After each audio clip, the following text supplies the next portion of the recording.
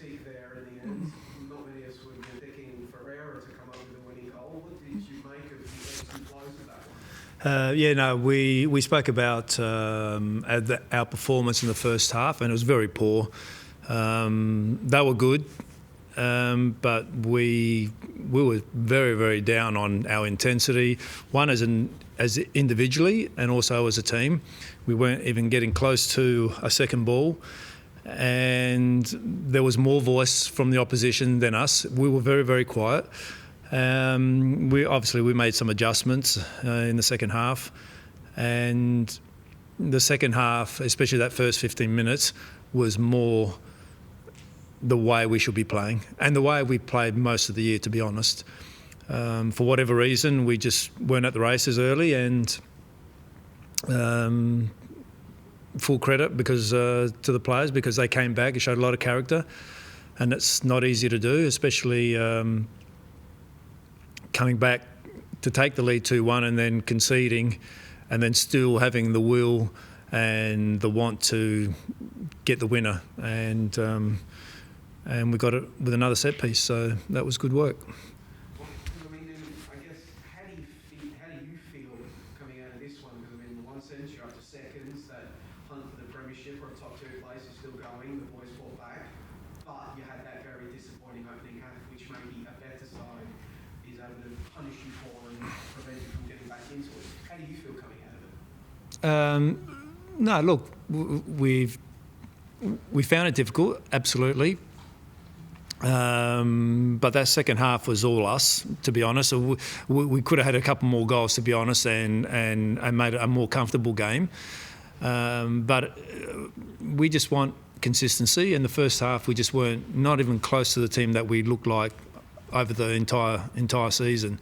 And the second half was much more like us. So we got to keep an eye on that. We know if you take your foot off the pedal just for 1 second, teams are going to hurt you, and we suffered a lot in that especially that first 15 minutes before we started to get a little bit of control. But even though we got control in that first half, we didn't really create anything that was meaningful in that front third. But in the second half, it completely changed. We were more dynamic, more aggressive. We stuck to the discipline because we were so ill-disciplined in that first half. Everyone doing their own thing, and that's just not us. So, but as I said, I'm pleased because we were able to find a way. And at this time of the year, some games won't be pretty, but you have to find a way to win. Did flashbacks to that Newcastle game sort of enter you on? You look at the stat sheet, especially the first hour, you just dominating play. Well, I thought, after Max missed the early chance, the cutback, and I thought to myself, Christ, is it going to be another one of those nights? But we have to keep persisting. We spoke a lot about, living in the moment. When something happens, one action happens, you've got to forget about it and live on the next moment, the next action. And that's been an important part of what we're doing through the course of the year. But it took us 45 minutes to get that going tonight. Obviously Ferreira scored his first goal, but you find different ways in terms of setting up goals. So it was also his first assist of the year, and also I think Colin's first assist as well. So just getting that sort of mix of contributions in those areas as well. Yeah, we got to have a little bit of point of difference in terms of, most teams have a good understanding of what we're trying to do, but the unpredictability sometimes, like a ball from Germain to Tilio, who came inside and controlled it remarkably well, and then fought off the defender to put it in the back of the net. So yeah, we just got to find different ways. We have a way that we're going to continue to do it, but at some point in the game, someone's going to make a decision that is probably not ideal, but sometimes it works and sometimes it doesn't. Just on that Tilio goal, you were down 1-0 at that stage. You were obviously struggling to score, and then he just produces the brilliance, the shoulder and the head. Yeah, he was excellent.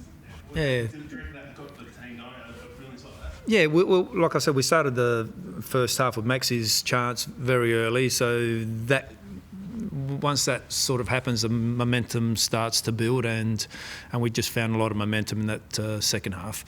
And I spoke about it probably the last 3 or 4 weeks with Tills. You know, we know what he can do. He's a great dribbler. He gets himself in great positions, and you know, most defenders start to back off when he's running at him. So he's difficult to control, and tonight I thought he was superb. On Marco, I think we all know his future doesn't lie in London City. It lies somewhere in Europe, be that Celtic or elsewhere. Do you think his current stretch of form that he's found since he's come back from injury is really putting him in a positive place where he can return to Europe with not just a level of confidence, but also some good form that will attract a good destination for him? Yeah, I don't know, Joey. You know, on a selfish point of view, I'd like to have him another year. So I think what's really important for him, we've got to remember what he's done over the last 15 or so months. He hasn't played a hell of a lot of football. And to get a big bunch of games, and you know, he's played most of the year this year. If he can get again, on a selfish point of view, if he can play another 30 next year, it will really put him in a better position. What I wouldn't want is that if he goes back to Europe again, whether he's at Celtic or he's loaned out somewhere else, and it's not the right club where he struggles to play or struggles to fit in, it'll be another year lost for him.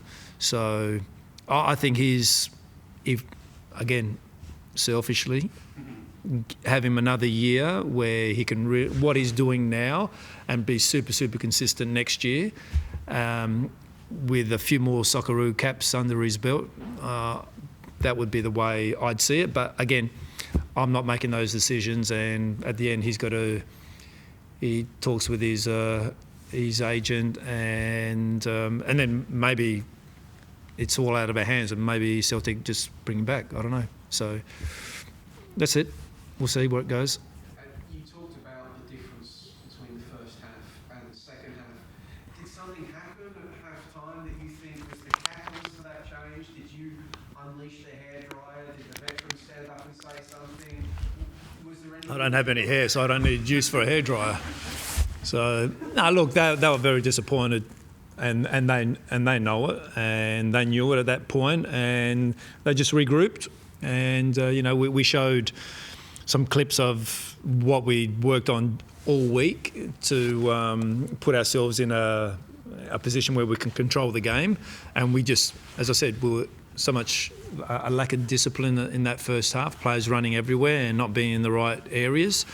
And we fixed that at half time, and that's what happened. We were in much more aggressive positions, especially Lopane and Andreas, and with our wingers in the right spot. Then we had more numbers forward, and the momentum started to build from that.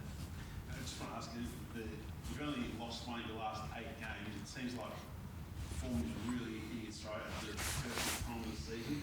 Do you feel like, obviously, with the Premiership, the title, and obviously top 2 all in play, do you feel that the momentum, it's all coming together for you guys at the right time? Yeah, I don't know. Look, we're confident. The group's really happy.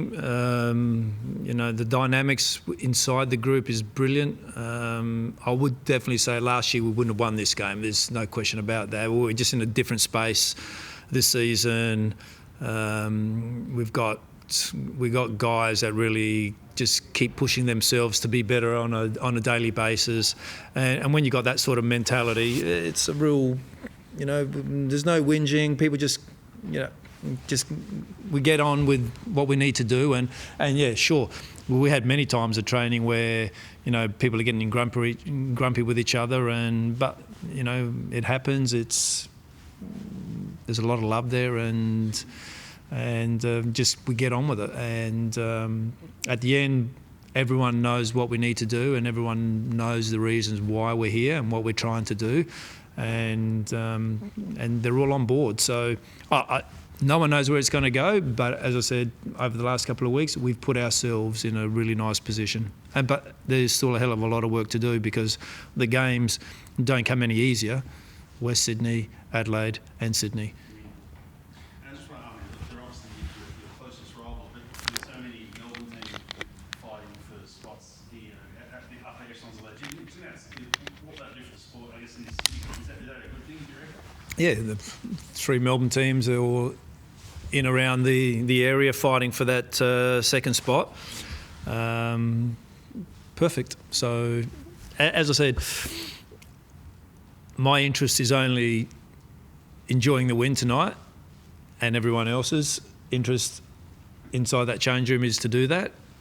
And we've got a couple of days off now, and then we'll start preparing for what's going to be a very tough game, because it's a team that scores a hell of a lot of goals, so they're very dangerous moving forward.